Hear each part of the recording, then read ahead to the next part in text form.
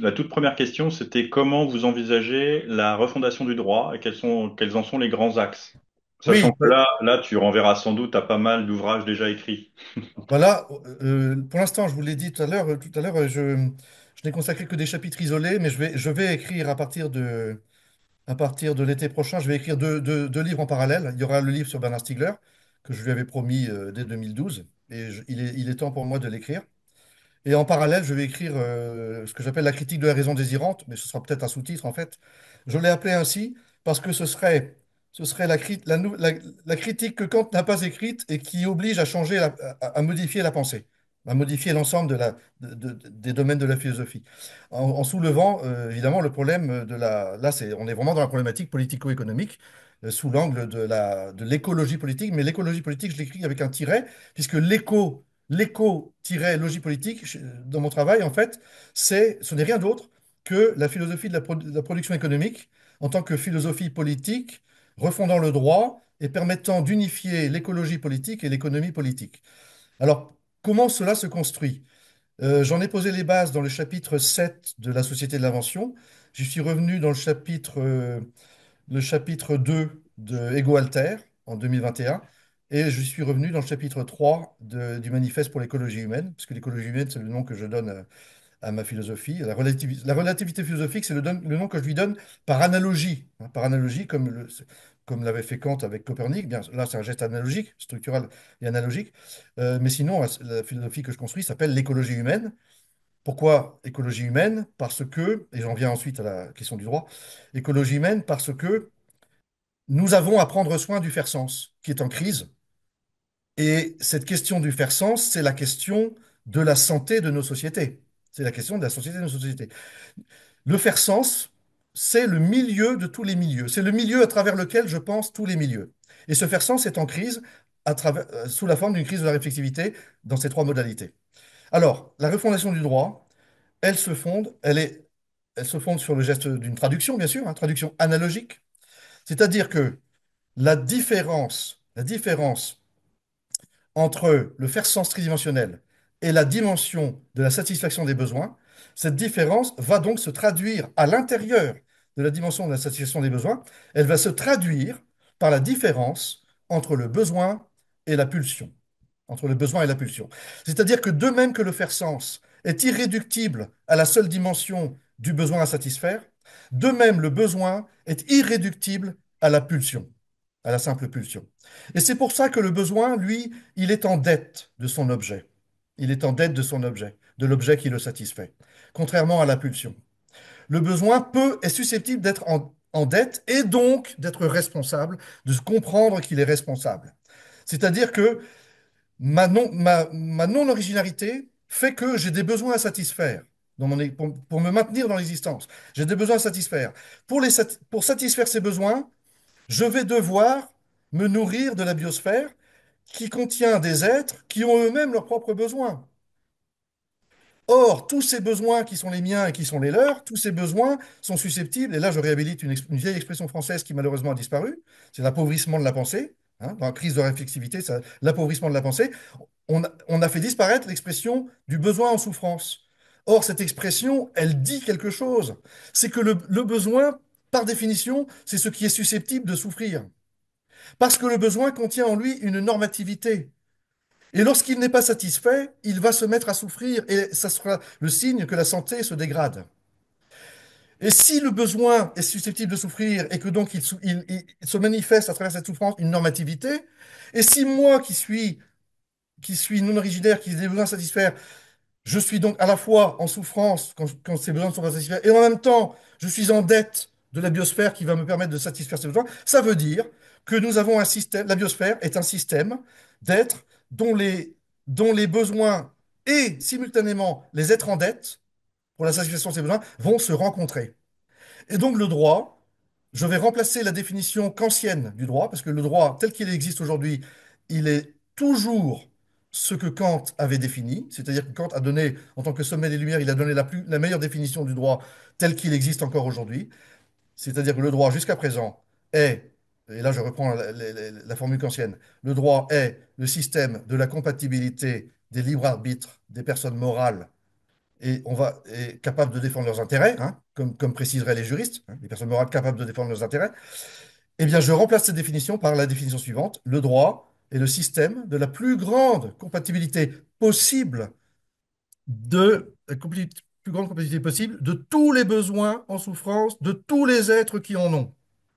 Et alors là, on sort complètement du cadre anthropocentré du droit.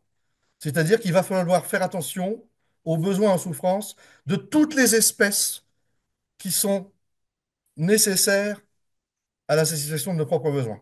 Et ça veut dire que, par exemple, l'élevage industriel, alors déjà l'élevage intensif, il faudra viser, le droit est un processus historique, hein, le droit est un processus historique, il faudra viser par ce processus historique qui doit bénéficier d'une nouvelle refondation, hein, nouvelle refondation du droit avec un changement des notions, hein. La notion de personne ne sera plus nécessaire, la notion de libre arbitre non plus, la notion d'intérêt non plus.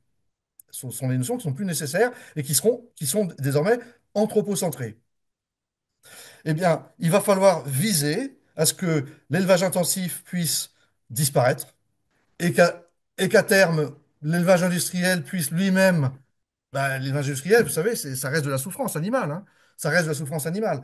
Donc, il va falloir viser une réduction la maximale possible de toute cette souffrance animale. Voilà, donc il s'agit d'ouvrir vraiment à autre chose. Mais ça, je l'ai dit en passant tout à l'heure, c'est du post-catastrophe. Parce que je suis convaincu qu'il faut absolument tout repenser, mais qu'en même temps, on aura beau tout repenser, la catastrophe qui a déjà commencé va se produire, elle va avoir lieu, c'est-à-dire qu'elle va s'aggraver, et que il faut s'adresser aux générations d'après la catastrophe, en fait.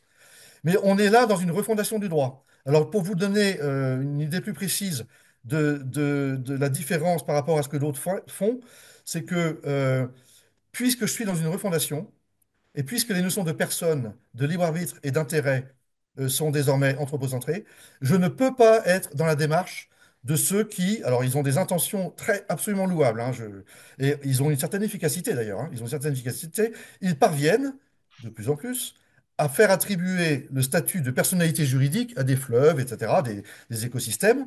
Donc c'est très louable et apparemment ils ont une certaine efficacité. Mais le problème, c'est que la notion de personnalité juridique est tributaire de la notion de personne, qui est un des piliers du droit occidental. Et le problème, c'est que cette notion de personne, eh bien, comme dirait Kant, elle met l'homme au centre. Et Kant, c'est le philosophe de la personne dotée de dignité. Kant est le grand penseur de la personne dotée de dignité, et il est celui qui a donné la définition du droit tel qu'il existe encore aujourd'hui. Donc, leur intention est louable, mais ce qu'ils font, c'est qu'en fait, ils pratiquent un geste anthropomorphique. On va attribuer à un être, à une entité naturelle, une personnalité juridique. Ils pratiquent un geste anthropomorphique pour corriger un droit anthropocentré. C'est donc, en termes de, si on voulait faire une métaphore, c'est ce qu'on appelle une rustine. C'est la rustine d'un système périmé. Donc il faut un geste de refondation. Alors certains disent, j'en ai moi-même parlé de ça dans mon dernier chapitre du manifeste, j'ai dit qu'il fallait de nouvelles lumières. Et donc là, je suis en dialogue à la fois avec Stigler, qui était sur cette ligne, même si chez lui, les lumières étaient pleines d'obscurité, hein, comme il disait. Et je suis aussi en dialogue avec quelqu'un qui revendique les lumières, qui est Corinne Pelluchon. On est en dialogue ici, je suis en dialogue critique avec elle pour la question de la refondation du droit, qui chez elle est centrale, parce qu'elle est toujours dans la théorie du contrat social qu'elle veut réaménager. Elle veut donner des droits aux animaux non contractants, mais elle reste dans la théorie du contrat social pour faire ça. Et pour moi, ça pose un problème, parce que dans la théorie du contrat social, par définition, seuls les êtres contractants peuvent avoir des droits. Et si on donne des droits à des animaux qui, eux, pourtant ne sont pas contractants, il y a un problème de cohérence logique.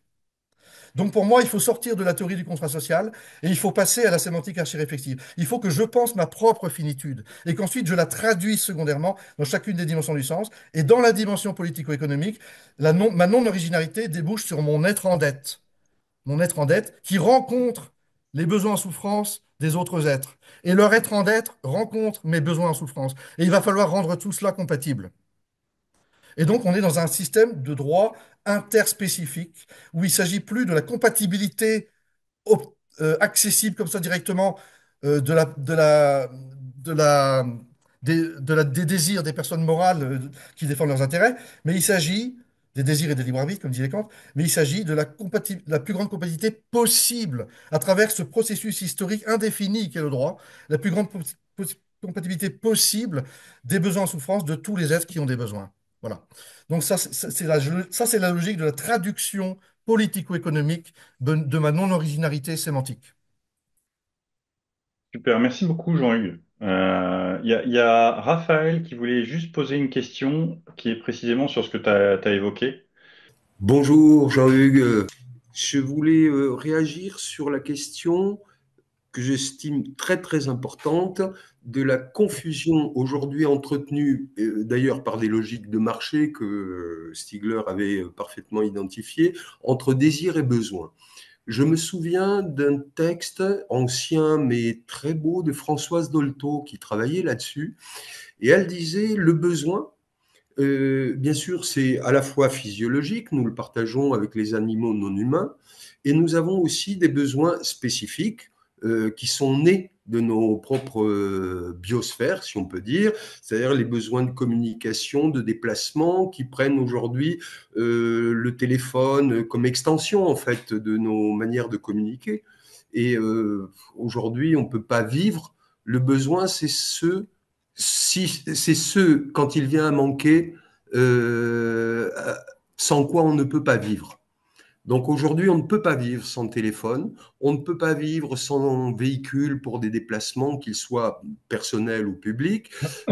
Et François Zolto disait en même temps les besoins correspondent à une certaine tyrannie, entre guillemets, hein, elle voulait dire tyrannie, c'est-à-dire un impératif de la nécessité. C'est de l'ordre du vital, mais et elle différenciait ça de la sphère du désir qui est justement une projection d'avenir et un espace de liberté. Et elle disait que tout notre système actuel est fait très souvent sur la confusion presque expressément entretenue du désir qu'on ramène à la sphère du besoin. Et il me semble que Bernard Stiegler avait tout à fait identifié ça quand il se référait aussi à Propaganda, ce neveu de Freud, terrifiant, et qui dit on a inventé, moi j'invente Édouard Bernays, oui. je termine en 2 secondes, comment dire, une technique de la démocratie qui consiste en fait à se servir de petites images subliminales pour rendre des besoins en désir et pour que vous veniez à la chose qu'on veut vous faire dire. Merci Raphaël pour votre intervention. Je vais reprendre certains points. Euh, je tiens beaucoup personnellement à distinguer, à faire une double distinction. C'est-à-dire que aujourd'hui, la crise de la réflexivité est telle que on rencontre des gens qui, d'un côté, vont confondre le désir avec le besoin vital. Non, je vais reprendre les choses autrement. Je vais reprendre les choses autrement. Si vous voulez, il y a une double distinction à faire. C'est-à-dire que le besoin, là, vous avez eu tendance, me semble-t-il, à réduire le besoin au besoin vital. Il existe des besoins qui ne sont pas vitaux, mais par contre, ils seront nécessaires malgré tout à la santé. Ils seront malgré tout nécessaires à la santé. Et donc, il va falloir faire une double distinction. Il y a d'un côté la distinction entre besoin vital et besoin non vital mais nécessaire à la santé. Et d'autre part, il y a la distinction entre tout cela, donc la sphère des besoins, et la sphère des désirs. Donc, on a une double distinction. Alors, le problème que nous avons aujourd'hui, c'est que notre société s'est construite de manière très complexe, de telle façon que, effectivement, vous l'avez dit, nous avons besoin de communiquer, nous avons besoin de pouvoir nous déplacer, etc. Nous avons tout un tas de besoins. Le téléphone portable est devenu, à certains égards, un besoin. Mais la question est la suivante, c'est que, certes, c'est un besoin si ma santé finit par se dégrader lorsque je n'en ai pas. Mais la question est la suivante, une société qui fait que je ne suis plus en bonne santé lorsque je n'ai pas de téléphone mobile, cette société est-elle elle-même en bonne santé? La question est là. Et ça, c'est la question que posait à sa manière Stigler. Parce que Stigler dénonçait le fait que nos désirs sont devenus pulsionnels. Nos désirs sont devenus pulsionnels. Ils se prennent pour des besoins, alors qu'ils n'en sont pas, mais ils sont dans un devenir pulsionnel. Et une société qui fabrique un devenir pulsionnel des désirs, c'est une société qui n'est pas en bonne santé psychosociale. Et on conçoit qu'à partir de ce moment-là, une telle société puisse pousser chacun de nous à voir dégradé sa santé s'il n'a pas un téléphone mobile. Alors qu'une société en bonne santé pourrait sans doute faire en sorte que le fait de ne pas avoir de mobile à tel ou tel moment au moins de mon existence, que ce fait-là ne soit pas un facteur de dégradation de ma santé. C'est-à-dire que il va falloir penser vraiment la différence entre le besoin et le désir, parce que même si le besoin n'est pas forcément le besoin vital, il ne se confond pas avec le désir. Et notre société a fait en sorte que des choses soient devenues nécessaires, y compris à notre santé, alors même que dans une société qui ne serait pas psychosocialement en crise, parce que c'est le cas, on peut envisager que ce qui nous rend malade ne nous rendrait pas malade. C'est-à-dire qu'il y a des gens aujourd'hui qui décident de ne pas avoir de portable pendant 15 jours. Ces gens-là, je crois, ont décidé d'être en bonne santé, malgré l'absence de cet objet. Parce qu'ils ont compris que c'est la société qui n'est pas en bonne santé et qui les oblige à ressentir comme nécessaire la présence de cet objet. Donc Et nous il- avons véritablement un problème de mauvaise santé sociale, collective. C'est le fonctionnement social qui est, de ce point de vue-là, pathologique. Il est dans un devenir pathologique. Ça, c'est vraiment ce que Stigler a voulu penser à sa façon, ce qu'il appelait le devenir pulsionnel des désirs. Et ce qu'il appelait la bêtise systémique, il le voyait également comme un problème de santé psychosociale. Nos sociétés ne vont pas bien. Et des États-Unis qui sont capables de réélire Trump après ce qu'il a fait sont une société qui ne va pas bien. Il y a un diagnostic psychosocial à faire. J'allais dire presque psychiatrique. Tout à fait Il y a un d'accord. diagnostic psychosocial à faire. Et, Nous et avons un est-ce que, problème de santé, véritablement, collectif. et est-ce que Bernard Stiegler, justement, quand il travaillait sur l'open source, enfin, il donnait ça comme exemple. Je veux dire qu'il dénonçait justement ce devenir maladif, mais en même temps, il le dénonçait du point de vue de quelqu'un qui assumait une philosophie de la santé. Dit autrement, nous pouvons soit nous priver du téléphone portable 15 jours, pourquoi pas jeûner. Nous pouvons aussi nous priver d'ordinateur, pourquoi pas 15 jours, Tout à fait. mais nous pouvons aussi, et je crois que c'était ce que Bernard Stiegler nous invitait à faire, c'est aussi faire des usages de ces mêmes appareils dans l'ordre du désir, c'est-à-dire de les ouvrir dans le sens de la santé, et je disais pour preuve ce que nous sommes en train de partager via un lien Zoom. Absolument. Alors je vous tiens à dire une chose ici, c'est que vous avez repris la désir cette fois-ci sous un angle positif, parce qu'évidemment, nous sommes des êtres désirants, évidemment. Et ça fait partie de ce que l'on peut construire comme bonheur, bien sûr. Moi, ce que je pense aujourd'hui, c'est le désir comme problème. Nous avons un problème, c'est que nos désirs se prennent pour des besoins. Stigler, lui, pensait à la désublimation des désirs, leur devenir pulsionnel qu'il appelait une désublimation, à la suite de Marcuse, et en reprenant un vocabulaire freudien à l'origine. Euh, mais moi, ce que je tiens beaucoup à dire, et là, je suis en dialogue critique avec Bernard, et j'étais très content de voir qu'à la fin de sa vie, Bernard ne se contentait plus de dire que le désir était essentiel chez l'humain, parce que Bernard a toujours eu tendance à identifier la raison humaine et le désir en utilisant l'idée que le désir fournit les motifs, hein. Et il a toujours eu tendance à identifier la raison humaine et le désir et en pensant le désir comme un facteur donc d'idéalisation qui rend possible ce qu'il appelait les idéations, hein. Il faut idéaliser pour pouvoir construire des idéations abstraites, hein. Donc il fondait le travail de connaissance sur le désir. Eh bien, je tiens beaucoup à dire, et là j'étais heureux de voir qu'il ne il se contentait plus de parler du désir comme, de ce point de vue-là, il passait à l'idée de la volonté et en référence, en sous-titre de son ouvrage, à Greta Thunberg. Il invoquait le problème de la volonté. Aujourd'hui, pour réhabiliter nos besoins en souffrance, dans une économie politique qui est devenue consumériste et qui fait que nos désirs se prennent pour des besoins et détruisent l'équilibre biosphérique, eh bien, il va falloir passer au stade de la volonté. Il va falloir lutter par la volonté contre le devenir pulsionnel de nos désirs. Donc ce n'est pas par le désir lui-même, même s'il est fait pour sublimer, comme disait Bernard, ce n'est pas par le désir lui-même qu'on va pouvoir lutter contre nos propres désirs qui deviennent pulsionnels. Il va falloir passer à la volonté. Elle est incarnée par Greta Thunberg, et ça, je crois que c'est ce que Bernard avait compris dans son dernier ouvrage, où il ne se contentait plus du discours sur le désir, qui était fait pour idéaliser et pour sublimer, il passait à l'idée de volonté. C'était la première fois, à la fin de sa vie, la notion de volonté intervenait.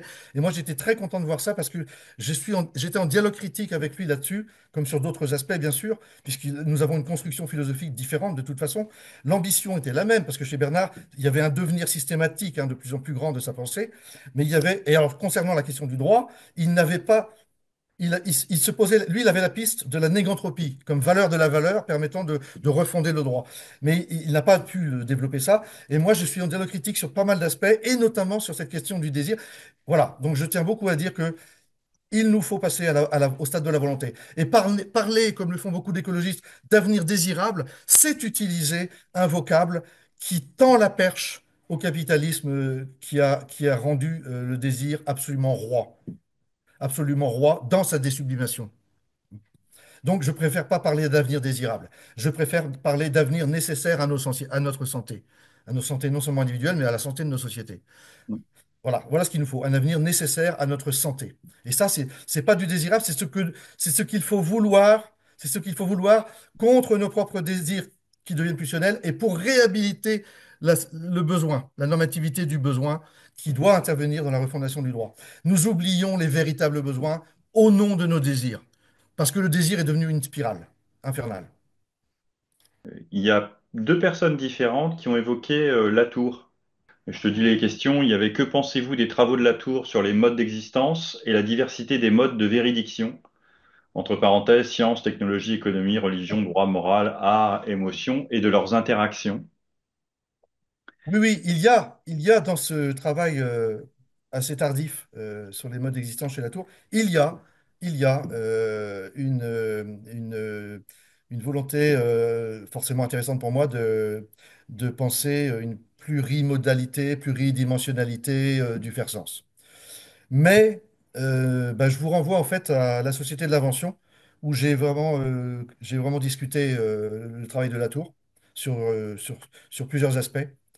Voilà, parce que je suis pas sur la même ligne, même si évidemment nous partageons des convictions écologiques, bien sûr, mais je ne suis pas sur la même ligne sur plusieurs choses. Alors, évidemment, je ne peux pas être sur la même ligne sur le problème du rapport aux sciences. Pour moi, les sciences sont une méthode objective qui permet un progrès. Et ce qu'a fait Latour, pour moi, c'est ce que j'ai appelé dans la société de l'invention du relativisme résiduel. Lui, il appelait ça du relationnisme et il se défendait d'être relativiste. Mais j'ai essayé de montrer que, quoi qu'il en dise, il est dans un relativisme plus que résiduel. Un relativisme plus que résiduel et qui ne pense pas du tout le décentrement méthodologique plurimodal des sciences. Il ne pense pas cela. Quant aux différents régimes de vérité, puisque les modes d'existence sont pour lui des régimes de vérité, y compris la religion, qui d'ailleurs a toujours été très importante dans sa vie. La religion a toujours été très importante dans sa vie. On peut se poser des questions sur ce qui le motivait véritablement dans sa critique de la science, dans son analyse critique de la science. C'est pas, les latouriens disent ce n'est pas une critique de la science, c'est une analyse critique de la science. Mais oui, mais cette analyse critique de la science fait que l'objectivité scientifique est largement atteinte. Et on peut se poser des questions sur ce qui le motivait implicitement, parce que la religion a toujours été très importante pour lui. Et lorsqu'il en est revenu à la fin de sa vie sur la religion comme régime de vérité, pour moi, ça pose un problème. Alors, je te dis les deux autres questions sur Latour hein, qui sont dans la nébuleuse. C'était Bruno Latour se définissait comme un philosophe empirique. Est-ce que c'est antinomique? Première question. Et la deuxième question était comment le décentrement du droit peut-il bénéficier du décentrement des sciences, à l'instar de ce que proposait Latour avec son Parlement des choses, pour comprendre ses besoins en souffrance? Alors, je ne parlerai pas de décentrement du droit, je parlerai de refondation du droit, mais cette question me permet d'aborder un point dont je n'ai pas parlé, mais qui est très important, c'est que la diffraction du faire sens en trois grandes dimensions, elle vise bien sûr à rendre compte du fait que, à prendre conscience du fait que même si nos intentionnalités humaines spontanément réduisent le faire sens à la dimension d'objet pour affirmer quelque chose sur quelque chose, eh bien, il se trouve que ce faire sens est intrinsèquement pluridimensionnel. L'autre aspect très important, c'est que chaque dimension, tout en étant irréductible aux autres, participe aux deux autres. Elle participe aux deux autres. Et par exemple, dans la sphère de la refondation du droit, je vais devoir aussi faire intervenir les sciences de la santé. Je ne peux pas me passer des sciences du discours gnoséologique, des connaissances obtenues par les sciences de la santé. Je ne peux pas m'en passer dans le travail de refondation du droit sur la normativité des besoins en souffrance et sur la rencontre entre cette normativité et l'être en dette. Parce que le besoin de santé est le besoin central au service duquel se placent tous les autres besoins à satisfaire. Et donc, les sciences de la santé vont forcément nous apporter ici des connaissances au sein du travail de refondation du droit. Il y a donc une participation de chaque dimension du faire sens aux autres dimensions. Et lorsque je traduis ma non-originalité sémantique dans chacune des dimensions du faire sens, je construis trois problématiques philosophiques différentes, mais chacune va devoir s'appuyer sur des éléments venant des autres. Forcément. Forcément. Et par exemple, lorsque je valorise dans l'ontologie génétique, lorsque je valorise sans cesse l'objectivité scientifique qui va nourrir le discours, puisque l'ontologie génétique sera sous contrôle permanent des connaissances scientifiques. Eh bien, pour faire cela, il faut valoriser l'objectivité scientifique en faisant intervenir la valeur de vérité. La valeur de vérité n'est plus, contrairement ce qui passait à ce qui se passait en métaphysique, la valeur de vérité n'est plus ce qui va soumettre l'objectivité scientifique à un horizon au nom duquel les philosophes pourraient revendiquer la vérité, contrairement à la science, mais la valeur de vérité va être le moyen de valoriser l'objectivité scientifique en tant que discours sur l'authenticité de la chose. Donc, de la même façon, dans la sphère axiologique, pour la dimension des valeurs, eh je vous donne un autre exemple. C'est pas dans la sphère axiologique, c'est cette sphère axiologique va intervenir dans la sphère politico-économique. Par exemple, lorsque, lorsque je suis attentif aux besoins en souffrance des autres êtres, dans la sphère politico-économique de refondation du droit. Lorsque je suis attentif à la souffrance des autres êtres, je suis dans ce qu'on appelle l'empathie. Eh bien, ici, j'ai une ouverture à l'autre qui est, qui est un pont avec la sphère des valeurs, avec la problématique pédagogico-axiologique. Parce que dans la sphère pédagogico-axiologique, je dois être exemplaire en incarnant les valeurs que je propose, mais en même temps dans une ouverture à l'autre et à ses propres valeurs.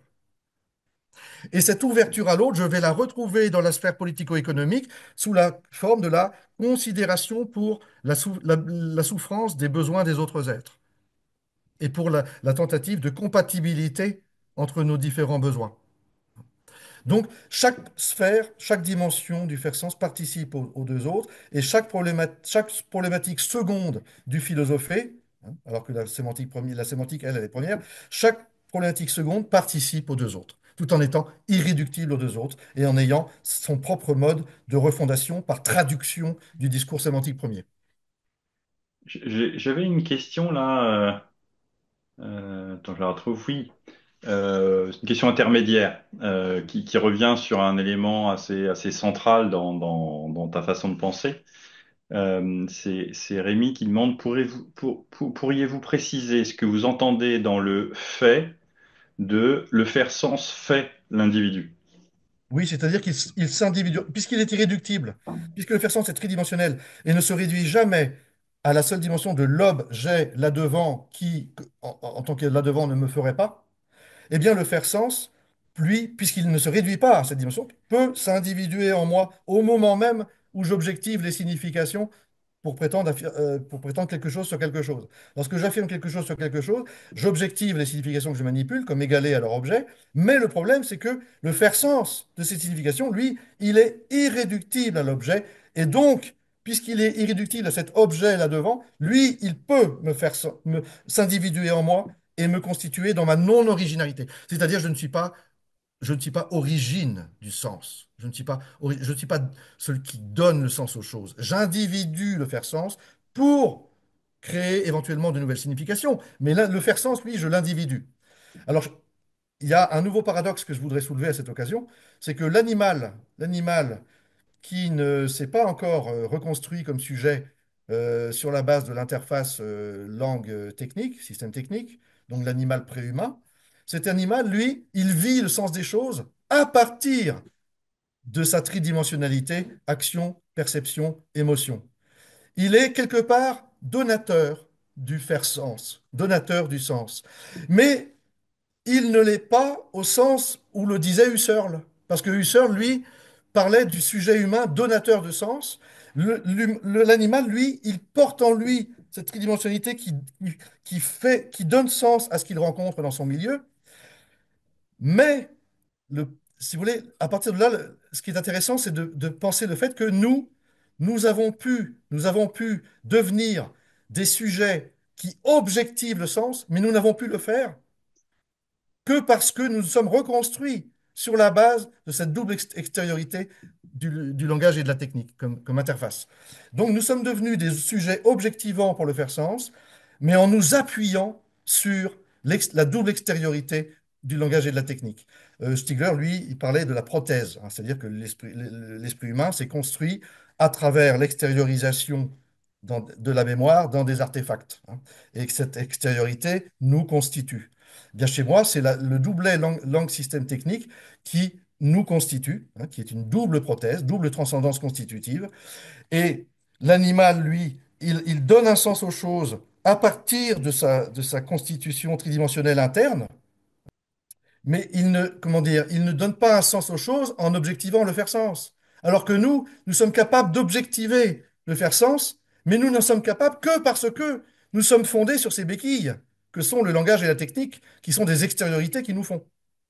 Là, j'ai une question. C'était le décentrement en physique via la méthode mathématico-instrumentale donne une objectivité, mais les interprétations, les choix des sujets, de la publication des articles dépendent des choix politiques et ou éditoriaux. La méthode est objective, mais les controverses socio-scientifiques existent, même en physique, et dépendent de la politique et de l'éthique. La question est, quelle serait la réflexivité à avoir sur ce décentrement? Posséder une méthode de décentrement, hein, une méthode objective grâce au décentrement méthodologique, ce n'est pas garantir la conquête immédiate de vérité, évidemment. Ce n'est pas garantir la conquête immédiate de vérité. C'est-à-dire que le scientifique va faire travailler son imagination théorique, il va faire travailler son imagination théorique pour faire des hypothèses. Et ce qui, par contre, est inévitable, c'est qu'à un moment ou un autre, le décentrement mathématico-instrumental intervienne. Il va falloir qu'il soit capable de formaliser mathématiquement ses hypothèses théoriques, et il va falloir aussi qu'il soit capable de les tester expérimentalement. Et c'est ça qui va faire qu'il y aura des possibilités de trancher les débats scientifiques. Alors, lorsqu'il existe un parasitage politico-économique, on est dans autre chose. On est dans le problème des intérêts qui ne sont pas du tout de la même nature que le désir du scientifique de faire avancer la connaissance à travers l'imagination d'une nouvelle théorie. J'ai une question de Dominique qui dit, l'individuation du faire sens ne pourrait-il pas s'appeler subjectivité?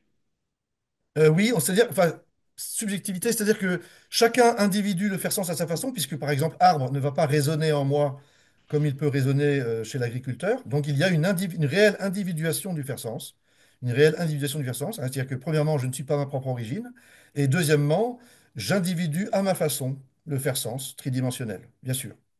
C'est ce qui peut expliquer aussi des malentendus permanents. Ces malentendus, en philosophie, ils sont vraiment permanents entre philosophes. Les malentendus entre philosophes sont absolument permanents. Ils sont bien sûr évidemment permanents entre le philosophe et ceux qui le lisent et qui ne sont pas forcément philosophes, mais ils sont même permanents entre philosophes. Parce que de toute façon, nous individuons tous à notre façon le faire sens. De toute façon.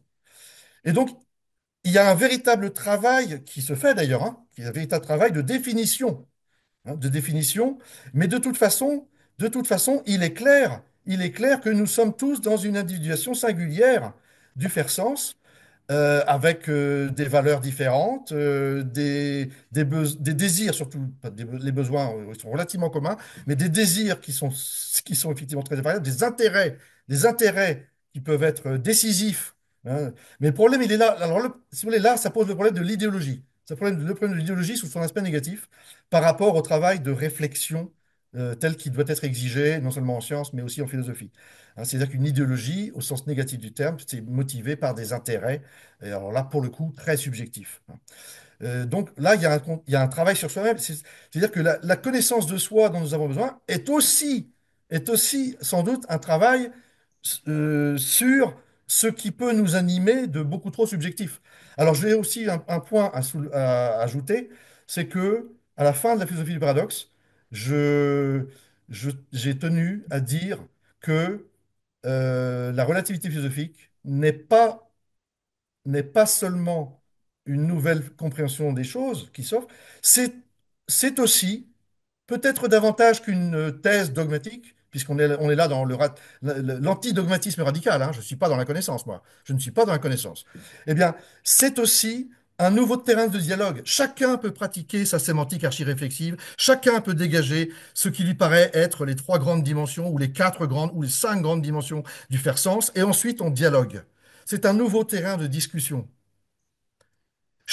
Je peux très bien envisager un philosophe qui me dise il n'y a pas trois dimensions du faire sens, il y en a quatre, qui me donne ses raisons et qui ensuite, à sa façon, construisent la philosophie dans son ensemble. Et on confronte les choses. Moi, alors, je vous donne un exemple. Parfois, on me dit, pourquoi la beauté des choses n'intervient-elle pas comme dimension parmi vos trois dimensions du faire sens? Pourquoi la beauté n'intervient-elle pas? Eh bien, ma réponse, c'est que la beauté, elle est là, mais elle est englobée dans la dimension des valeurs. Le bien, le beau et le vrai. Ou le vrai au sens de l'authentique. Elle est englobée dans la dimension des valeurs. Mais bien sûr que la beauté intervient dans le faire sens des choses. Mais ça dépend pour qui. Il y a des gens pour qui la beauté des choses n'intervient pas. Il y en a d'autres qui sont très sensibles à cela. Donc le faire sens, nous l'individuons chacun à notre façon, et la question de la beauté et de l'art ne définit pas une dimension, elle définit une sous-dimension du faire sens. Comment savoir ce qu'est la santé sans se reconnecter à son corps biologique dans sa finitude? La cérébralité de l'Occident et l'objectivisation du corps n'est-elle pas une cause de la crise de sens? Alors, oui, l'objectivation au sens de chosification cette fois-ci, parce que moi, j'utilise le mot objectivation en un autre sens que la chosification, hein, parce que je parle de l'objectivation du faire sens comme réduction à la dimension d'objet. Je parle de l'objectivation des significations comme étant égalées à leur référent. Mais là, on parle de la chosification, non plus du sens ou des significations, mais la chosification des êtres, la chosification des corps. Donc, objectivation, là, cette fois-ci, ça veut dire ça, la chosification des corps.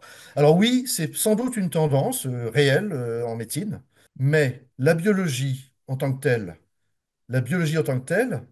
elle a sa spécificité dans son mode de décentrement, elle a son propre discours. Vous lisez par exemple Jacques Monod, vous lisez François Jacob, ils vous disent tous les deux, ils vous disent tous les deux que certes, on n'est pas dans le vitalisme avec la biologie, on ne peut pas y être, certes. Donc, certes, il n'y a pas de téléologie. Hein, il n'y a pas de télos inscrit, il n'y a pas de finalité interne dans les organismes, contrairement à ce que disait Kant. Mais ils ajoutent aussitôt, tous les deux, ça c'est le grand paradoxe méthodologique du décentrement biologiste, en biologie, ils ajoutent aussitôt tous les deux que le vivant est un projet.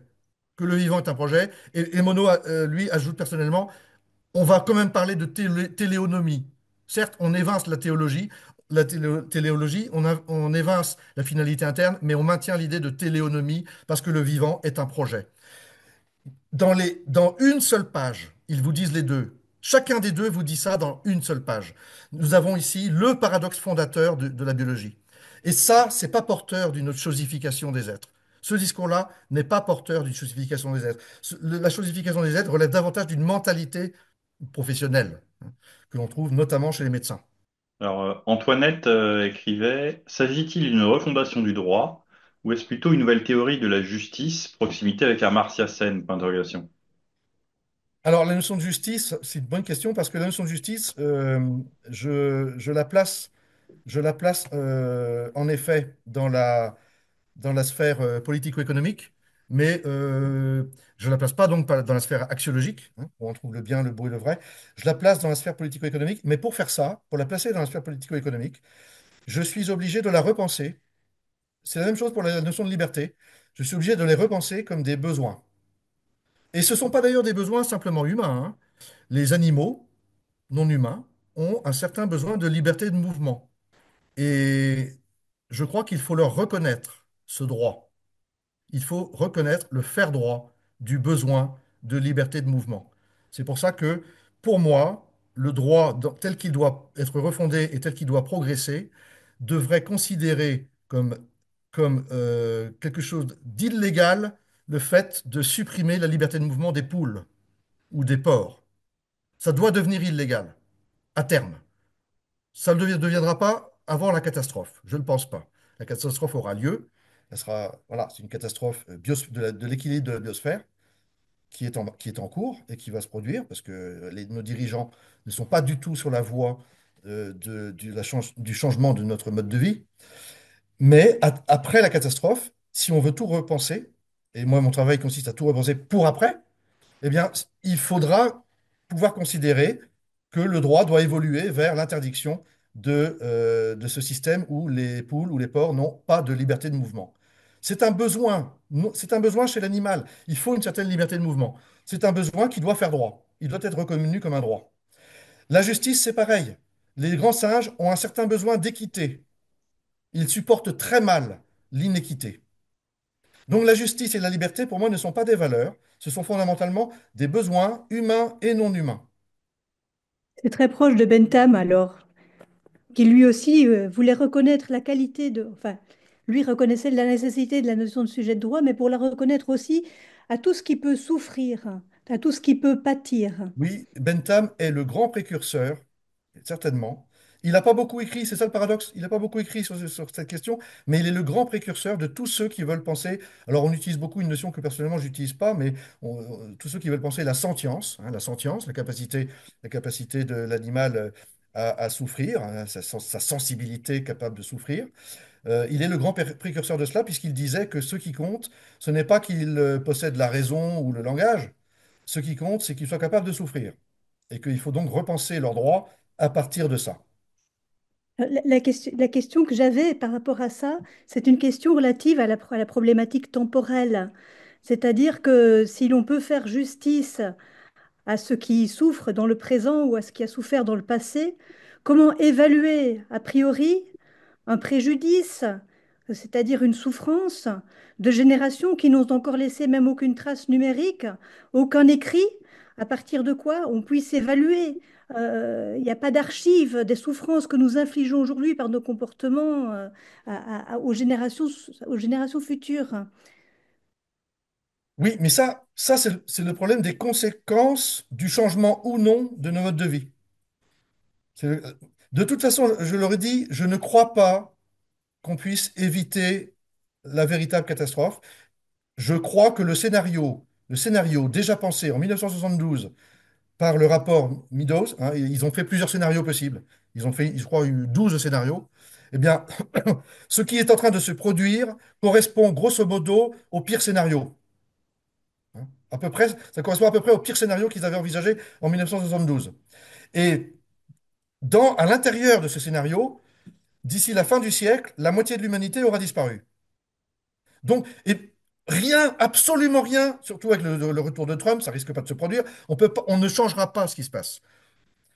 On ne changera pas ce qui se passe. Nos gouvernants ne sont pas du tout sur la voie de la modification des modes de vie. Absolument pas. Moi, j'essaie de penser les choses pour que, après la catastrophe, on soit dans une nouvelle compréhension. Et ça impliquera, bien sûr, de pouvoir agir de telle manière qu'il n'y ait pas les mêmes conséquences sur les générations à venir. Le problème des générations à venir, c'était le grand problème de Antionas, qui pour moi est le grand philosophe de l'âge, enfin, c'est le grand précurseur de l'âge écologique, c'est le grand précurseur de l'âge écologique. Il n'était pas dans l'écologie politique, il construisait ce qu'il appelait une éthique. Il a avoué, en même temps, il a avoué, ça c'est intéressant pour moi qui veut redistribuer les cartes avec mes trois dimensions, il a avoué que son travail était en fait beaucoup plus politique que moral.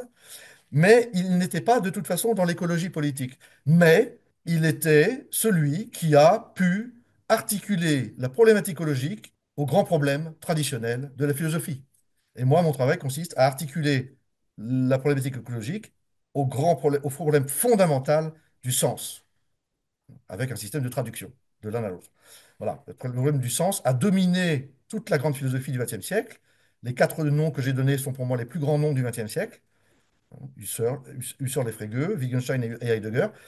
Jonas a articulé les grandes questions philosophiques à la problématique écologique, contrairement à la plupart des gens qui sont dans l'écologie politique, qui ne font pas l'articulation avec les problèmes fondamentaux de la philosophie. Et la relativité philosophique, en tant qu'écologie humaine, se propose d'articuler le problème fondamental du sens au problème écologique à travers la refondation du droit, qui est évidemment un projet très ambitieux, mais à mon avis incontournable aujourd'hui. C'est-à-dire que nous ne sommes pas dans des nouvelles lumières pour un progrès humain. Nous sommes dans la question de la survie de l'espèce humaine. Donc, il s'agit vraiment de tout repenser encore plus que ne l'a fait Kant à l'époque des Lumières. Ce que je propose, parce qu'il est 8h30, c'est l'heure à partir de laquelle, usuellement, quand on est en présentiel, on sort pour aller dîner, etc. C'est de passer dans un mode où on autorise tout le monde, en fait, à parler, à s'exprimer, à passer dans un mode mettez votre caméra. Et de façon, je sais qu'il y a un certain nombre de personnes qui ont posé des questions que j'ai pas eu le temps encore de poser. Donc, bah, je vous propose de les poser en direct, hein, dans un mode finalement plus convivial où on sort du mode de la conférence. Oui, je me demandais, parce que ce que je comprends, c'est que l'hypothèse, c'est que l'effondrement aura lieu et qu'après, on va refonder le droit. Donc, qu'est-ce qui va faire qu'après l'effondrement, on va devenir plus intelligent, plus compatissant, plus sage? Enfin, Oui, on oui, ne peut pas c'est avoir pas un droit garanti, hein. évolué avec Ouais. des individus Mais il abrutis, s'agit quoi. pas de garantir quoi que ce soit, hein. La pensée philosophique n'a jamais rien garanti, hein. De toute façon, nous ne sommes pas dans la connaissance. Nous ne sommes pas dans la connaissance. Donc, rien n'est à garantir. Il s'agit juste de faire ce qui est nécessaire, mais peut-être pas suffisant. Donc, chacun son rôle, hein, chacun son rôle. Le philosophe, il a son rôle. Les politiques, ils ont leur rôle, mais malheureusement, ils ne le jouent pas. Bon, voilà, chacun son rôle. Le philosophe, il doit faire ce qui est nécessaire, mais qui sera sans doute pas suffisant, hein. Il faut que tout le monde s'y mette, c'est sûr. C'est sûr. Le fait de vivre la catastrophe, de toute façon, ça va au moins apporter quelque chose. C'est que, comme vous le savez, en général, quand on touche le fond, au moins, on a peut-être une chance de rebondir. Donc, le fait de vivre la catastrophe sera un traumatisme tel que l'humanité aura certainement non seulement envie, mais sans doute besoin de tout refaire autrement. Et donc, il s'agit aujourd'hui de leur donner les armes intellectuelles pour vivre plus tard autrement. Bah, ce sera un traumatisme pour les perdants de la catastrophe, mais les gagnants de la catastrophe, eux, risquent de ne pas avoir intérêt à remettre en cause le Il n'y système. aura pas de gagnant, parce que il y aura pas de gagnant. L'atmosphère, la biosphère seront dans un état totalement dégradé. Il n'y aura aucun gagnant. Même les privilégiés qui seront réfugiés, je ne sais où, ne seront pas gagnants. Un milliardaire qui construit un abri souterrain, c'est pas un gagnant. Il va devoir vivre sous terre. En tout cas, il l'envisage, hein. Il envisage ça. C'est pas envisager le bonheur, ça. Est-ce que stratégiquement, est-ce que ce serait pas plus porteur de se dire que la catastrophe, que l'apocalypse a déjà eu lieu, que nous sommes ce qu'il en reste? Parce que si on présente l'apocalypse comme étant quelque chose à venir, comme la fin, la tentation est d'attendre la fin du monde avec des feux d'artifice, c'est-à-dire de tout dépenser, c'est-à-dire Alors, d'arrêter de penser oui, et oui, de mais tout c'est-à-dire que dépenser. je crois, oui, oui, j'ai pas pu vous parler de la question du paradoxe, mais nous sommes à nouveau dans un paradoxe. C'est-à-dire que d'un côté, il faut absolument que j'aille au bout de ce travail théorique, et d'un autre côté, il est clair que si tout le monde était convaincu que de toute façon la catastrophe va avoir lieu, personne ne ferait rien. Enfin, je dis ça, mais personnellement, je suis convaincu que la catastrophe va avoir lieu, et malgré tout, je me bats tous les jours pour continuer de construire ce qui est à construire. Je me bats tous les jours pour continuer de penser les choses. Et j'ai 8 livres prévus. Ça va m'occuper pendant 20 ans. Sans doute que d'autres vont, sans doute que d'autres vont se rajouter, hein. Il y en a déjà 8 qui sont prévus. Et j'irai jusqu'au, voilà, le plus loin possible, mais tout en étant convaincu que la catastrophe aura lieu.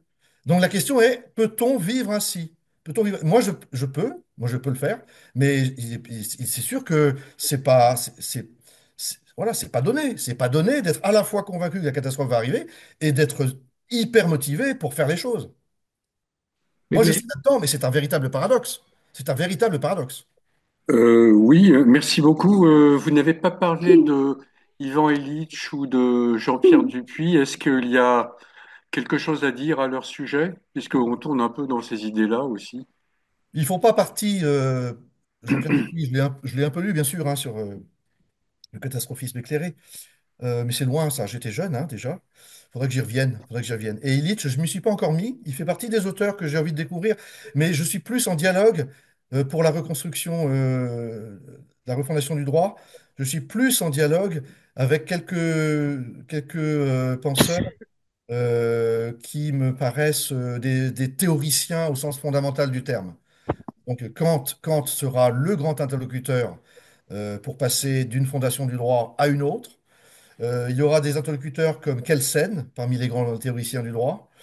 Il y aura Bernard Stiegler, qui pour moi est un interlocuteur permanent. Il y aura sans doute aussi un peu un Bruno Latour à nouveau. Il y aura Corinne Pelluchon, du moins pour son travail fondamental, philosophie du corps politique. Mais c'est là qu'il y a les fondements vraiment pour sa refondation du droit. Voilà, il y aura quelques grands noms vraiment théoriciens. Et j'irai voir Illich, je retournerai voir dans Dupuis, mais voilà, je construis mon travail à partir de quelques grands dialogues qui privilégient toujours, on privilégie toujours, moi je privilégie les purs théoriciens, les philosophes purs qui sont dans les concepts fondamentaux et qui ont une ambition théorique réelle et qu'il m'intéresse de discuter. Voilà, c'est ça qui m'intéresse. Pour construire ma pensée, j'ai besoin de dialoguer avec eux. Et ensuite, quand j'aurai fait ça, quand j'aurai fait cet ouvrage de refondation du droit qui est à nouveau préparatoire, hein, parce que tout ce que j'ai fait pour l'instant, c'est préparatoire, parce qu'après, je dois construire les choses véritablement. Hein. Là, j'ai pensé la méthode du futur système. Ensuite, là, je vais penser à la question de la refondation du droit en faisant une critique interne du système juridique et de ses fondements classiques, des fondements philosophiques classiques. Mais ensuite, il va falloir construire les choses vraiment en partant de la sémantique archi-réflexive, en faisant les trois traductions. Et là, il ne s'agira plus de dialoguer avec d'autres. Pour l'instant, je n'arrête pas de dialoguer, parce que c'est comme ça qu'on construit sa pensée. Bernard Stiegler a dialogué toute sa vie. Toute sa vie, il a dialogué. Mais je lui disais, d'ailleurs, on était en échange permanent. À la fin, ça devenait conflictuel, parce qu'on était à la fois humainement et théoriquement trop en désaccord sur certains points. Mais je lui ai toujours dit que ça serait bien qu'il fasse un livre où il ne cite absolument personne et où il déroule sa pensée. Bon, moi, je vais faire ça à travers 4 tomes qui formeront le système, radicalement antidogmatique, global, mais radicalement antidogmatique. Ça, c'est le paradoxe fondamental. C'est-à-dire que pour la première fois, on aura une globalité qui est la conséquence immédiate que je ne suis plus dans la connaissance stricte. Ça, c'est le paradoxe fondamental de mon travail. La globalité est la conséquence immédiate du fait que je ne suis plus enfermé dans la dimension de l'objet de connaissance. C'est la Mhm. globalité du faire sens qui s'individue en moi, qui permet de redéfinir ensuite les différentes problématiques de la philosophie. Donc, la globalité de mon système est la conséquence immédiate du fait que je ne suis plus dans la connaissance. C'est la première fois qu'on a un système qui est global parce qu'il n'est pas une connaissance au sens strict. Et je tiens beaucoup à ce paradoxe fondamental. Et c'est pour ça que j'ai voulu réhabiliter le paradoxe dans la philosophie du paradoxe, en montrant un paradoxe, ce n'est pas une contradiction. Les sciences ont passé leur temps à découvrir des vérités de plus en plus paradoxales. Quand vous lisez Einstein, quand vous lisez la physique quantique, vous êtes dans des vérités extrêmement paradoxales. Le bon sens est totalement dépassé. Les évidences du bon sens sont totalement dépassées. On est dans des choses fondamentalement paradoxales. Le paradoxe, c'est le sel de l'esprit. La contradiction est l'échec de la pensée. Le paradoxe, c'est le sel de l'esprit. La science a passé son temps à découvrir des vérités plus paradoxales et la philosophie est intrinsèquement liée au paradoxe. Chez Mhm. Kant, je les ai relevés hein, dans la philosophie du paradoxe, j'ai relevé les grands paradoxes chez Kant. Il y en a une série hein, de paradoxes chez Kant, j'en ai formulé 7. Ce sont de vrais paradoxes. Ils définissent la complexité de sa pensée et ils ne sont absolument pas des contradictions. Ils ne sont absolument pas des contradictions. Donc, il s'agit là, j'ai un nouveau paradoxe qui est fondamental, qui est une systématicité, une globalité, qui est fondée sur le non-enfermement dans la connaissance, dans la prétention à la connaissance.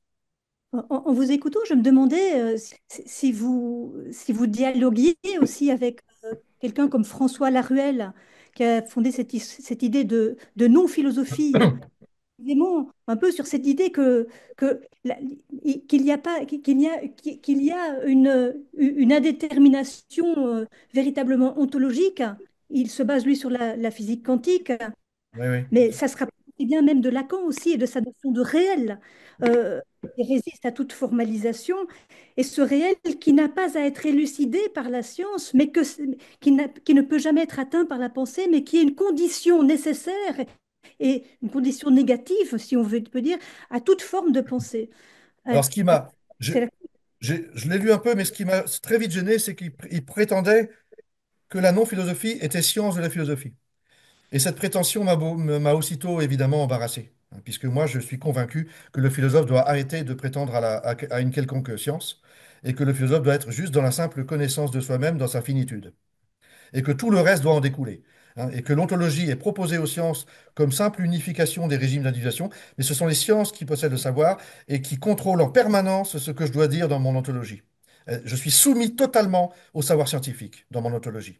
De même, dans mon axiologie, la dimension axiologique, la dimension des valeurs, je suis soumis totalement à la conformité de mon propre comportement aux valeurs que je prétends transmettre. Et de même, au niveau de la problématique politico-économique, eh bien, dans la problématique politico-économique, il y a une certaine soumission aussi du discours philosophique, puisque ce n'est pas moi qui vais décider des nouvelles lois, c'est le collectif humain qui va décider des nouvelles lois à travers ses représentants, hein. Et donc, ce n'est pas au philosophe de légiférer. Le philosophe peut proposer une refondation du droit, et ensuite, le collectif législatif en dispose entièrement. Le philosophe a une seule chose à faire, c'est de tout repenser et de faire en sorte que ce soit compréhensible et qu'il y ait une prise de conscience qui soit collective. Et si un jour on a cette chance-là, peut-être que le collectif législatif sera apte à accepter une refondation du droit qui aura été faite et à penser les choses autrement et à intégrer les animaux au sein du faire droit et à modifier tout le système productif, hein, qui fait que nous produisons des animaux destinés à notre consommation et qui ne voient jamais le soleil. Voilà.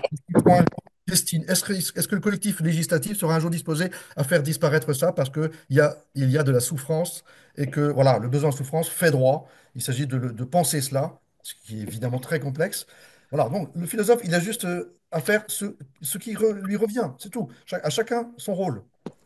Et je suis totalement soumis au collectif législatif, je suis totalement soumis au savoir scientifique et je suis totalement soumis à la conformité de mon propre comportement par rapport aux valeurs que je prétends transmettre. Je reviens sur la question, je comprends parfaitement et je la partage, la distinction du philosophe et du scientifique. Je me posais juste une petite question, que il n'y a pas chez le scientifique d'individuation, on va dire, par rapport à son approche de l'objet. Néanmoins, dans leur approche, une question, enfin, j'ai entendu le terme d'égalité entre cette approche objective et l'objet. Et cette notion d'égalité demande à être explicitée parce qu'elle me pose question. C'est-à-dire, voilà, on est dans une science qui avance autant qu'elle le peut, mais où chaque nouvelle théorie réforme aussi les théories antérieures. Dit autrement, qu'est-ce que c'est que cette notion d'égalité entre la non-subjectivation, oui, de la part du scientifique, mais quand même une certaine égalité avec l'objet. J'ai pas du tout dit ça, hein, j'ai pas du tout dit ça. Quand je parle d'égalité, c'est le fait que nous objectivons les significations du manipulons. Par exemple, je parle d'une table, je parle d'une table. Donc, je suis en train d'objectiver la signification de table que je manipule. Je Oui, l'objective et donc je l'égale à son objet. Je prétends que je parle vraiment de cette chose. c'est la question d'égal, en fait, qui me pose question. Égaler la signification à son objet. Ça veut dire que nous affirmons des choses sur des choses. Oui, Donc, nous prétendons égaler la signification que nous manipulons à la chose à laquelle elle renvoie. ok. La notion de Et le prétention me décentrement clarifie. méthodologique du scientifique, lui, il est un moyen de contrôler ça, de Oui, contrôler l'objectivité du discours. Mais ce que absolument. j'ai voulu mettre en évidence, c'est qu'il n'est pas seulement un moyen de contrôler l'objectivité du discours, il est aussi un moyen de faire que le sujet qui affirme se décentre et ne se rende pas à son insu originaire. Et ça, c'est le nouveau problème que je soulève et qui me permet de montrer un impensé de la philosophie. un impensé de la philosophie. Les philosophes se sont rendus à leur insu originaires, parce qu'ils ont prétendu affirmer quelque chose sur quelque chose, sans pour autant se décentrer, Je suis méthodologiquement. d'accord là-dessus. Après, je suis toujours étonné par la manière dont les scientifiques sont obligés, avant de mathématiser les choses, hein, vous avez tout à fait raison sur la mathématisation, mais mentalement, d'essayer de penser des théories nouvelles à partir de certains modèles techniques qui correspondent à notre actualité technique. Et ensuite, ils essayent de le mathématiser, mais ça tient le temps que ça tient.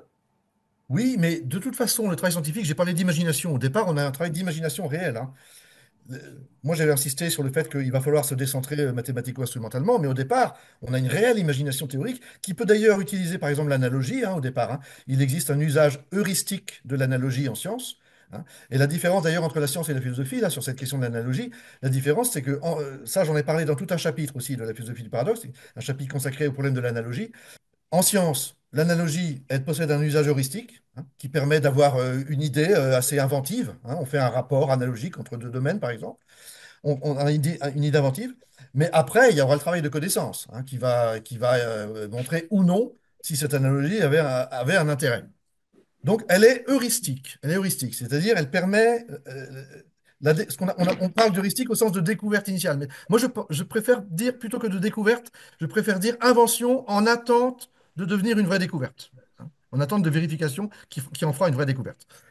Donc, on a un usage heuristique de l'analogie en science. En philosophie, on peut avoir, à condition de repenser l'analogie comme je le fais, hein, passage du pluridimensionnel dans l'unidimensionnel, donc analogie impliquant trois termes et non plus quatre termes, trois termes pour deux rapports et non plus quatre termes pour deux rapports.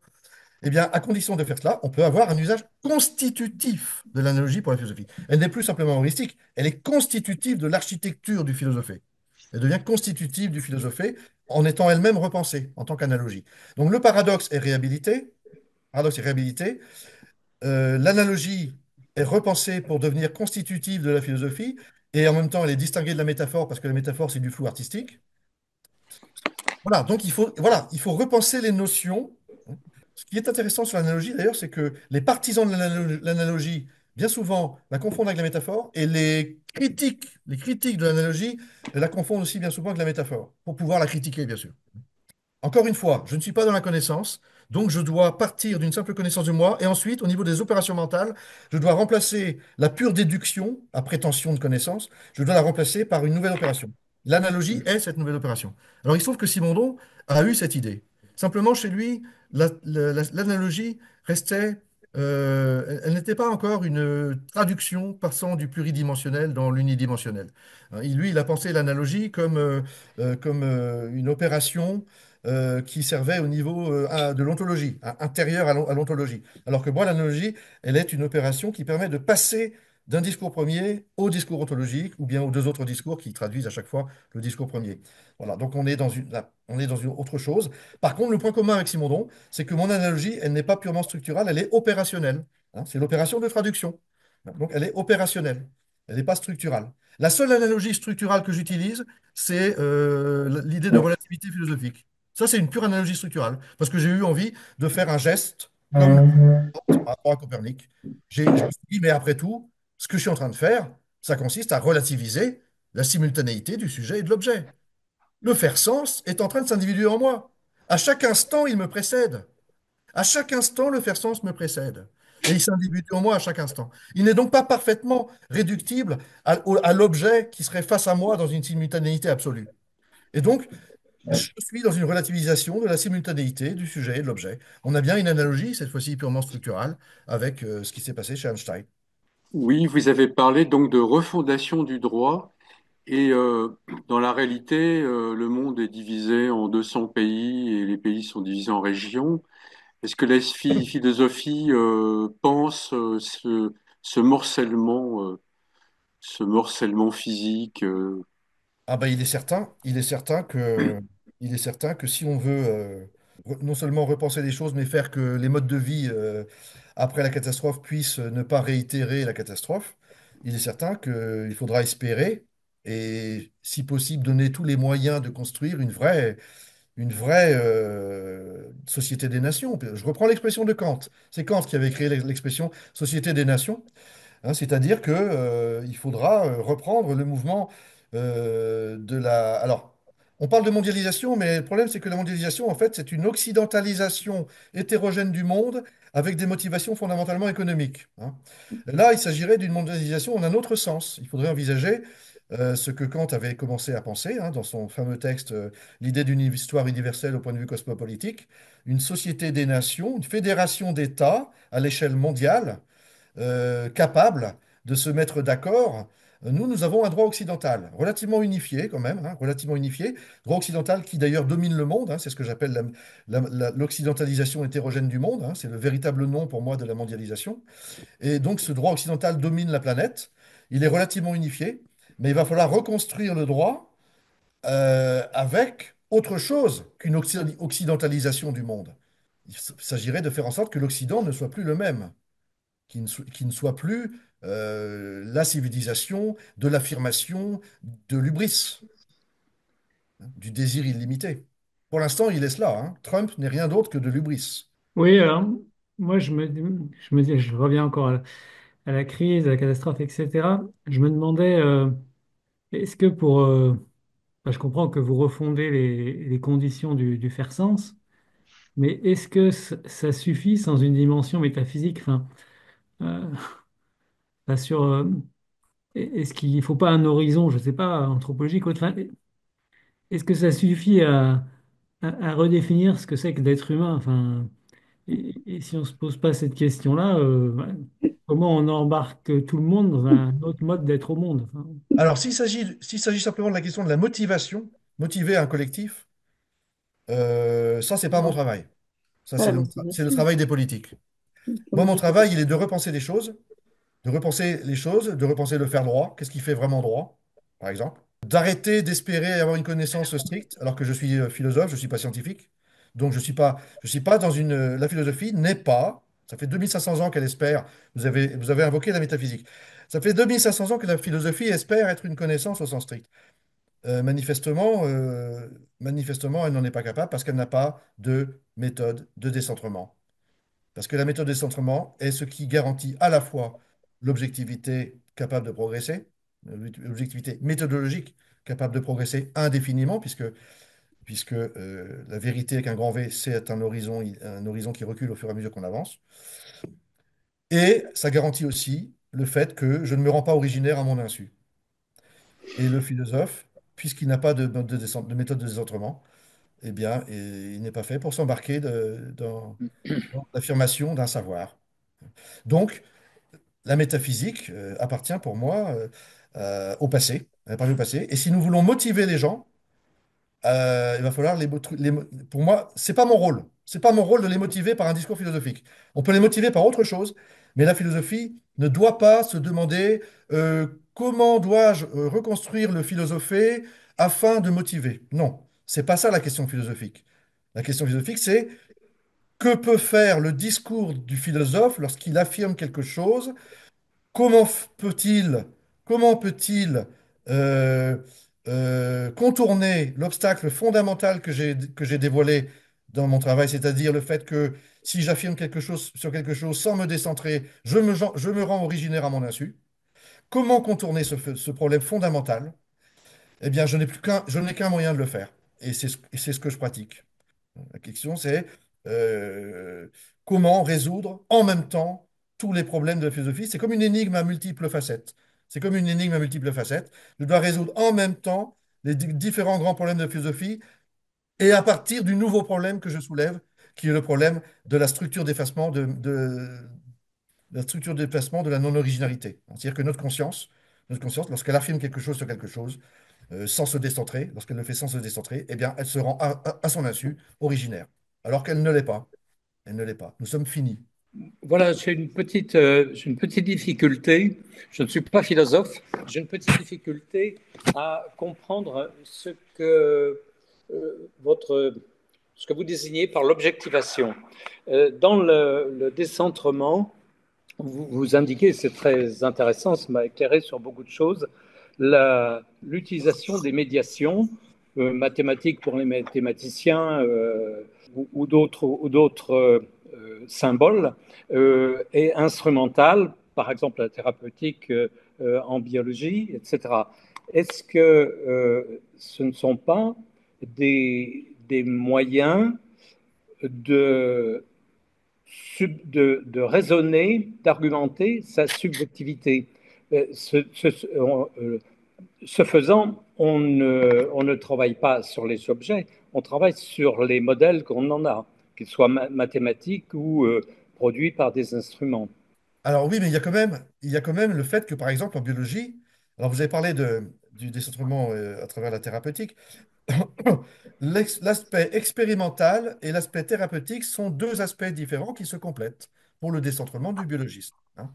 C'est-à-dire que le biologiste doit pouvoir tester ses hypothèses à travers des expériences, hein, qui impliquent une instrumentation. Et de l'autre côté, il doit pouvoir déboucher sur des thérapeutiques qui permettent le rétablissement de la santé des organismes lorsque cette santé est dégradée. Et on a là une double vérification du discours. C'est-à-dire que non seulement je teste mes hypothèses dans des expériences qui sont contrôlées techniquement, hein, donc on n'est plus du tout dans l'expérience sensorielle subjective, on est dans une expérience contrôlée techniquement.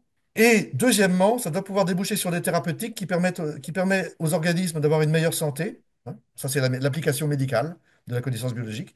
Et ça, c'est aussi un moyen de vérifier qu'on a compris quelque chose à ce qui se passe dans les organismes. Oui, mais dans les deux cas, il s'agit d'une modélisation. Vous disiez tout à l'heure, vous parliez de Alors, découverte. oui, oui, de toute façon, la compréhension, oui, oui, vous avez raison, la compréhension des fonctionnements ou des lois, elle est indéfiniment perfectible. Indéfiniment perfectible. D'accord.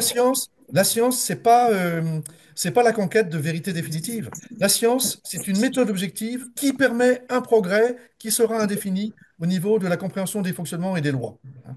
Ce qui peut être acquis définitivement, c'est pas les lois, c'est pas la compréhension des lois. Ce qui peut être acquis définitivement, ce sont certains faits. Par exemple, la Terre n'est pas plate, mais sphérique. Ça, c'est un fait qui est conquis définitivement par la science.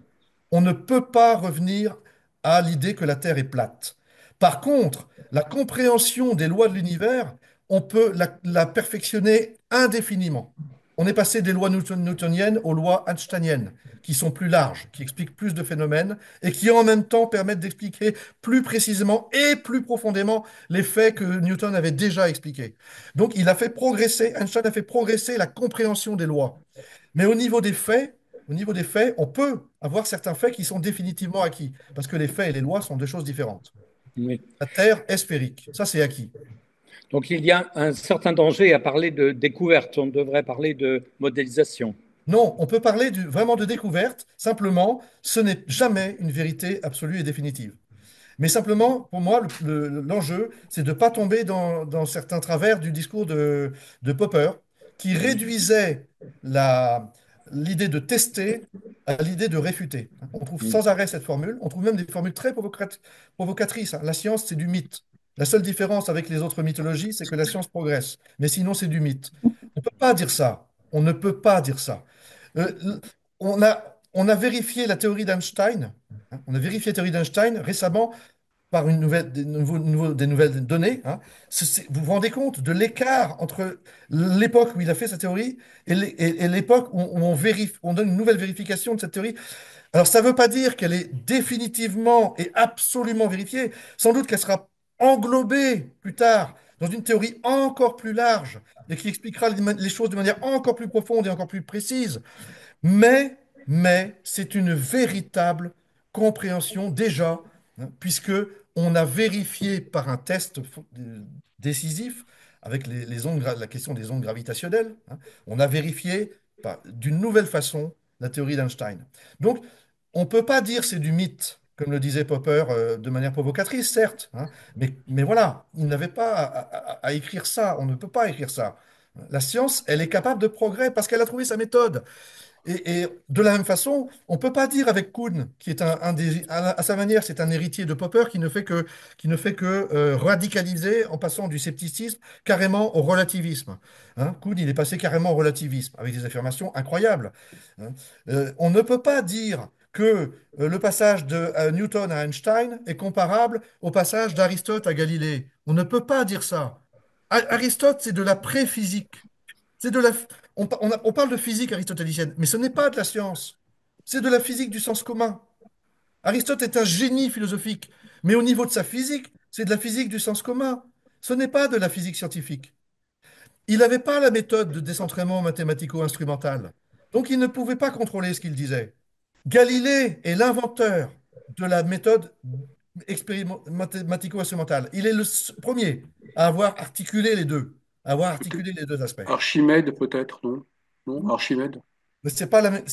Non. Non, non, on peut pas dire ça. Galilée est vraiment dans l'utilisation des mathématiques et simultanément de l'expérimentation qui n'est pas sensorielle mais technique. Expérimentation technique. Parce qu'il existe un véritable interface entre les mathématiques, qui sont des opérations virtuelles, hein. Il existe un véritable interface entre la technique, un ensemble d'opérations incarnées dans des objets, et les mathématiques qui ne sont que de la technique virtuelle. C'est un ensemble d'opérations virtuelles, les mathématiques. C'est de la technique virtuelle. C'est pas de la technique du virtuel, contrairement aux jeux vidéo, c'est de la Oui, technique virtuelle. Et elle est, elle est en interface parfaite avec la technique concrétisée des instruments de laboratoire. Et donc, le passage d'Aristote à Galilée n'est pas du tout du même ordre que le passage de Galilée à Newton, puis à Einstein. Avec Galilée, Newton, Einstein, vous avez certes des remaniements profonds, certes des remaniements profonds. Et par exemple, avec Einstein, on comprend que l'espace et le temps de Newton étaient naïfs, hein. C'était un espace et un temps absolu, c'était naïf. En fait, il y a une structure d'espace-temps, et chacun des deux est relatif, hein, et relatif à la vitesse des corps. Mais il y a un profond remaniement, mais c'est ce qu'on appelle, et Einstein le disait lui-même, c'est une relativisation englobante. Une relativisation englobante. La physique de Newton devient un cas particulier. Un cas particulier, un cas limite. Einstein disait c'est un cas limite. Il n'est pas devenu faux. Newton n'est pas devenu faux. C'est simplement son cadre spatio-temporel qui est remis en question. Mais les lois de Newton on ne peut pas dire qu'elles soient fausses. Elles sont devenues un cas limite d'un cadre plus large qui explique plus de choses. Et donc, on a la même physique, c'est la même science, avec la même méthode, qui est passée d'une théorie à une théorie supérieure et englobante. C'est parce ils sont capables, voilà, c'est cette méthode qui a permis un progrès incroyable, permettant de passer de Galilée à Newton, puis à Einstein, en faisant des sauts théoriques permettant de passer d'une théorie à une autre. Et c'est la même méthode, on est dans la même science, alors qu'avec Einstein, avec Aristote, on n'était pas encore dans cette science. Donc, on ne peut pas comparer le passage d'Aristote à Galilée et le passage de Galilée à Newton et Einstein. Ça n'a rien à voir, c'est d'ordre différent. Et donc, Kuhn, qui affirme sans arrêt qu'on peut comparer, non, on ne peut pas le faire. On ne peut pas le faire. C'est pour ça que Kuhn est un relativiste qui, à sa manière, renforce le discours anti-science, à sa manière. Il contribue, malheureusement, c'est un grand esprit, hein, c'est un très grand historien des sciences. Mais au niveau de la philosophie des sciences, ça ne tient pas la route. Ça ne tient pas la route. C'est un très grand historien des sciences, mais au niveau de la philosophie des sciences, ça ne peut pas tenir la route. Quand vous dites objectivation, est-ce que ça ne veut pas dire euh, modélisation de l'objet? Non, je parle de l'objectivation des significations. C'est-à-dire, j'affirme, je fais des phrases, je parle de quelque chose, et donc, ce que j'appelle l'objectivation, c'est le fait que les significations que je manipule, table, arbre, humain, Oui, radiateur, oui, les oui. significations, je les objective au sens où je prétends qu'elles sont égalées à l'objet dont elles parlent, qu'elles lui sont adéquates. Elles sont objectivées au sens où je prétends les D'accord, égaler à leur objet. d'accord. Je comprends mieux, oui. Voilà. C'est vraiment le problème de l'affirmation de quelque chose sur quelque chose. Mhm. Voilà, l'objectivation, c'est ça. Et ça n'a rien à voir avec la chosification des êtres, hein. C'est l'objectivation des significations. Bah, écoutez, je vous propose Oui, qu'on se dise merci bonne beaucoup. soirée.